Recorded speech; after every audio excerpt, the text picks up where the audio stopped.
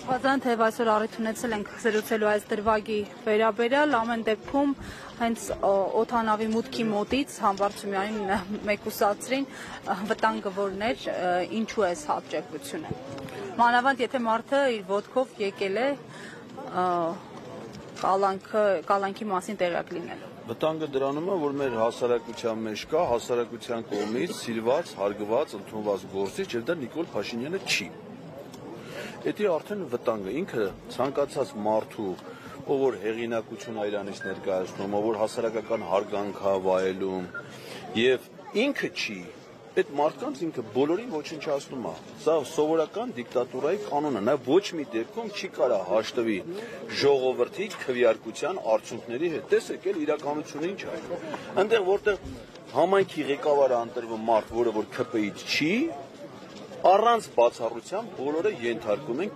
իրավական այս գործիքակազմով հետապնդումների։ Բացառություն այդ իմաստով գոյություն կամ պաշտոնից են հեռացնում, կամ ընկնում են հետևից, սպանում են, ձերբակալում են։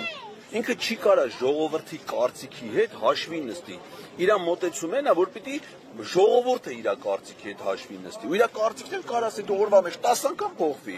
Մի օր ասի Արցախը Հայաստանն է, մի օր ասի մենք պիտի Արցախին աջակցենք, մի օր պիտի ասի հաջորդն ասի չէ Արցախ Ադրբեջան։ Ինչը որ ասում է, պիտի բոլորը իր կարծիքի հետ հաշտվեն։ Եթե մի մարդ կա, որ իր կարծիքից տարբերվում է, այդ մարդկանց ինքը ոչնչացնում է։ Ամեն դեպքում ասում են, որ իրավական process-ը բացառապես իրավական իշխանությունների տարբեր ներկայացուցիչներ են պնդել։